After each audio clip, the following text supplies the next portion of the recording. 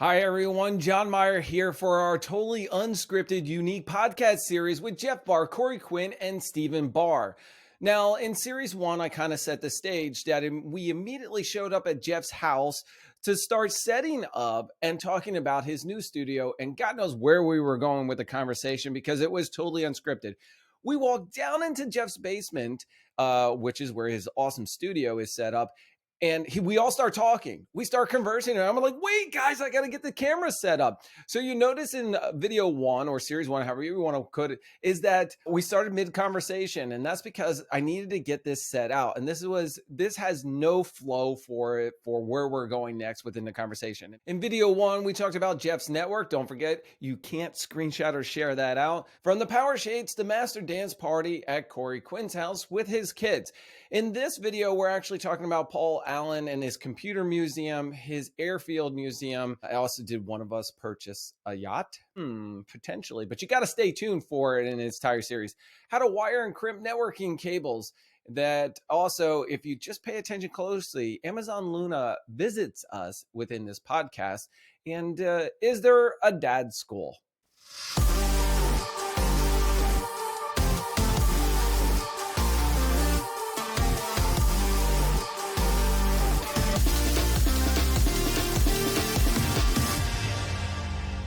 There's this awesome place south of Seattle called the Living Computer Museum that's unfortunately closed forever as far as we can tell, that Paul Allen funded when he was alive. So there used to be Living Computer Museum. Yeah, the computers are still alive, but acquired all this ancient hardware, and then he hired a bunch of people that were like mostly these like kind of senior citizens that had worked on it, and he brought it all back to life. So they would scour the world to find old software and old disk packs and old everything. Need more vacuum tubes? Don't ask me why. Yeah. And they would do their best to use like the same vintage of electronics, but if they couldn't, they would build something modern, but then hide it away inside something old. It was such a cool thing, and then it closed early in the pandemic, and then Paul passed away without leaving any actual provision in his will for how to keep this going. And there's all this awesome stuff down there in a building that's locked, and all the local tech folks are like, can we just buy that? Can we have it? Like, we will gladly figure out a way to pool our resources and get this place reopened, and so far nothing. His sister is in the process of liquidating his estate, and the museum's got to be a $5 million piece of it at the very best, so it's nothing, right? He's got multiple yachts that were sold for hundreds of millions of dollars a piece. Now that's the complexifying of life that, like, I don't know how to wrap my head around that. It's like you just forget about this $5 million thing in your will because it isn't big enough to think about. Like, but you could easily have said, well, this is important enough that I will put a small percent, right? Yeah. You could put like half of a percent, $100 million somewhere, and say the return on this will fund this forever. Yeah. It's really sad that he didn't do that. The sad thing is, even without the money part of it, there's enough people willing to volunteer their own money, even though there's billions of dollars sitting there somewhere. Yeah. There's enough people willing to volunteer their own money and time. It's just a matter of getting through the bureaucracy of his estate. For all of his wealth, I don't get the idea that he was actually super sophisticated about some things. Like it's not actually clear that he left a really like clean will, just based on some of the confusion I've read about in the press of like what's going to happen next with. He also had this incredible, like an airfield north that was this warbirds museum. And he bought all these ancient planes, again, had them all restored to flying condition. The whole collection was sold off to some heir to some fortune somewhere. And it's like, there goes a big loss for Seattle of this amazing collection. He died young, didn't he? 60s, I think. A little weird. Yeah. Just a little weird for, sometimes you can have all that money and not be super sophisticated about your health or your finances or something. It's like when you're swimming in that much money. What's it matter? I get that sense sometimes. I mean, when you have multiple yachts, at one point he owned 3 of the 10 largest yachts in the world. Yeah, the nesting doll yacht problem. If one of them's in service, you need a backup. And Well, it's like, I guess if you're a yacht owner like that, there's different parts of the world where you'd like them to be for different yacht seasons. That's my understanding. But and usually you moving them around from one place to another. I think it's called Yahtzee. No, we're not playing those games.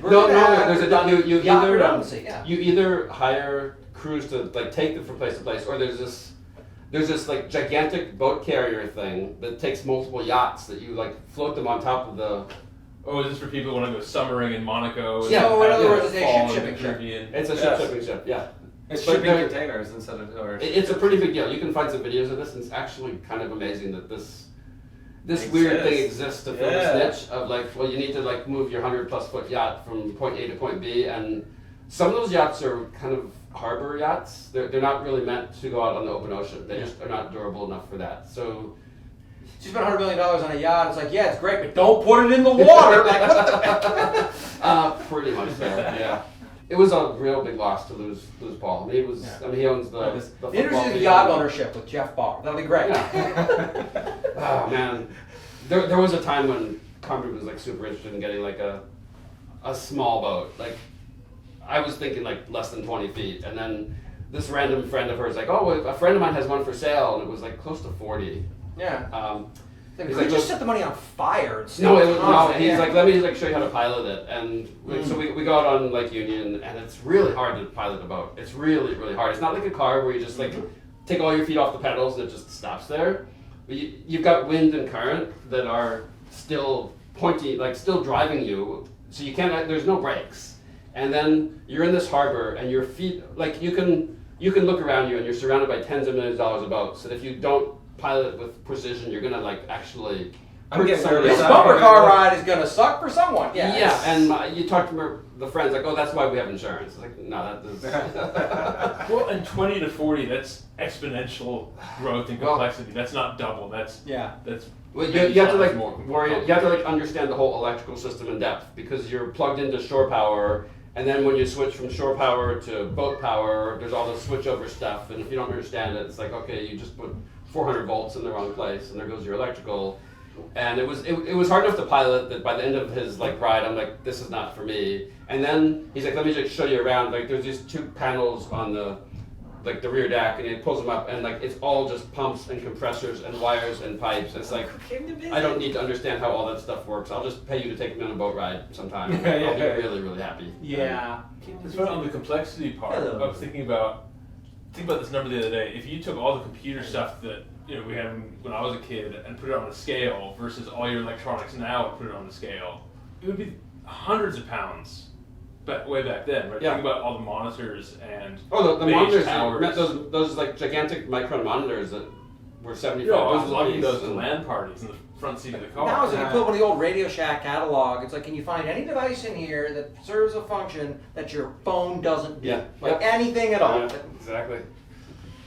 Yeah, all that stuff we don't need anymore. Yeah, remember we used to do the LAN parties, and we had Ethernet cables running out the back of the house and to the neighbor's house. Yeah, I remember that. I remember that. Those were. Well, he used to do it, and the cables would run out the back of the house, through the neighbor's house, and then to the next neighbor over so his we house. had a really good friend of ours who lived one house and then the next house down the street. And my little brother. Well, spec says 100 meters. Let's test it. Exactly. Yeah. And so we got a 100-meter crossover cable, Xbox to Xbox, because my brother and his friends would play over there, and we do 4-on-4 Halo games over this Ethernet in different You had houses. to cross everything because MDX audio and MDI, MDIX AutoSense wasn't a thing back then. That's right. You remember we just the pin out. Yeah. I crimped this cable myself. Oh, good. Yeah. That's why I never worked half the time when I crimped the cable myself. It's like one of the best days of my life in data center work was the day I realized I could actually pay someone to do it for me. It was, oh my God, someone who's good at things? Yes, please. Kind of. There's a little bit of danger of losing the ability to do stuff. Yeah. That's something I've noticed a lot, is that it's way too easy to say, oh, someone can fix this for me, someone can do whatever for me, and I've tried to like literally make sure I can still go hands-on with just about anything. Yeah, and I can crimp 2 or 3 cables, and that's enough. There's now 600 that need to be done. I'm going to pay no, the but nice man sometimes to do that for me. I don't know. I noticed that you talk to people about like simple mechanical stuff, and like, oh my gosh, that's like magic, and it's like, well, it just works. Doing that all the time, like using a wrench or a hammer or a soldering iron or like a knife or things like that, and it's like, oh, not let alone like a 3D printer or something. A lot of people are like, oh, that's just wow, that's how'd you learn how to do that? And, pull open that drawer behind you, like. No, that one. Oh, not that one? No, the top one. The top one. Okay. Yeah, so that's a cool thing I learned how to do.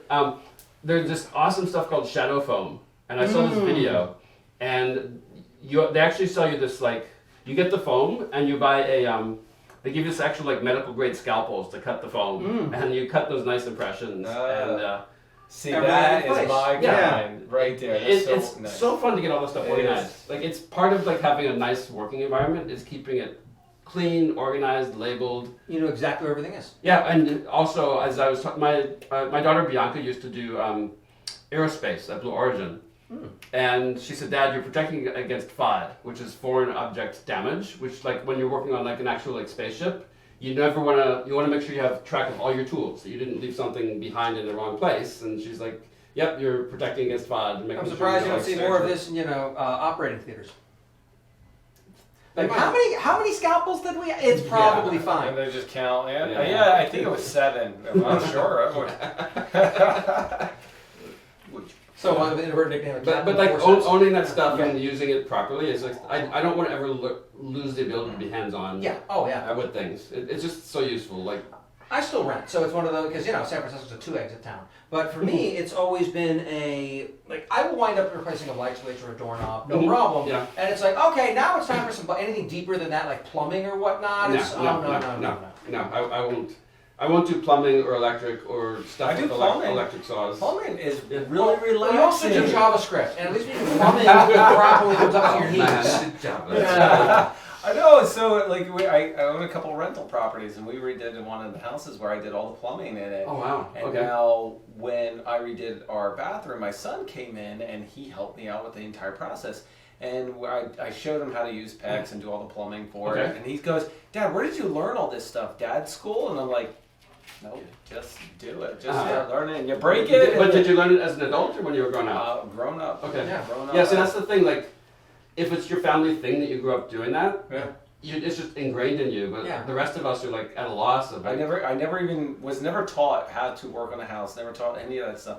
I just started doing it, and when something broke, I didn't do that again. I did, and I just worked. But how lucky? Go ahead. Oh, please, no, there are limits, because I'll do engines, yeah, but automatic transmissions, no. That's in the category of things that go sproing when you open them. That's not something I want to deal with, so that's find a specialist. No, I was thinking about the plumbing. Like, how lucky we have YouTube and like, we're able to figure this stuff out. yeah. Yeah. So the only time I've done plumbing, when we were doing our off-grid thing, that was really fun. And we built an off-grid shower, and I tried to make it out of copper. Yeah. And I asked my daughter, who was 8 at the time, "Auntie, can you watch this YouTube video on soldering copper? And then while I'm doing this, 'cause I'm gonna get frustrated, and can you make sure I don't forget any steps?" And she did. So, "Oh, Dad, you need the wet rag on the joint at this point to make sure that it anneals properly." It was really fun to do that together. Well, and I would have never figured that out. I would have burned through thousands of dollars in supplies figuring it out. And now just being able to watch some person on YouTube who's done it 1,000 times. Yeah, and they're so comforting when they talk about this and they demonstrate, they explain easy steps. Like, I remember working on stuff with my dad, and I learned I am crap at holding the flashlight. Yeah, so you just got yelled at! Yeah. Those are some good things. Yeah. Yeah, I don't know. Acquiring those skills and just like using it, I just think it's always worthwhile. And, like whatever's your comfort zone of doing it, and like I'm very protective of just like I don't want to like burn myself or cut myself, but I'm happy to do printing and mechanical assembly and stuff like that. And But hey, when American Chopper came out on Discovery Channel, we got a welder and we did some welding. We actually did. We learned how to weld, which was. Did you make a chopper? We got most of the way to. there. We tried to make a mini chopper. I bought some plans on eBay, and we tried to. We got the back wheel mounted. We got the fork to work. We made considerable progress. We made some progress. It didn't. Yeah, I think we did we actually get the engine connected to the? Yeah, I think wheel? we were struggling with getting the engine working on this little eBay torque converter thing that we bought. So we didn't make it all the way. We made some progress. We learned about cutting and measuring and welding, and from a standing start, we actually learned how to weld stuff pretty well, which is a good skill to have. It does feel like these skills are very aligned, or at least they occur frequently with folks who work on computers all day long, because we're just doing that now with mental abstractions more than anything else. Except there's no undo for all the physical stuff. I wasn't into hardware much as a kid. When I break software, well, I can restore from backup. The second time, because the first time you never ever back up, and then I should start taking those. But with things you physically break, it's like, well, that's money. Yeah. Well, that about wraps it up for video 2 of this totally unscripted series. I hope you really enjoyed this one because we've got another 5 more coming this way. There are a total of 7 within this series. They're very short, energetic, entertaining, And I honestly, while I'm watching these and going through it, I'm still laughing because I can't believe some of the things that were said throughout the video. Now, video 3 is super exciting because it answers the question, is Corey Quinn joining AWS in replacement of Jeff when he retires? What about Jeff's posts? What's the process look like? Are they constantly reviewed? Is PR involved? And do you know what a typewriter is? Well, everybody, my name's John Myer. I hope you liked video number 2 in this series because we got a lot more on the way, and this was totally fun to do at Jeff's house. And until next time.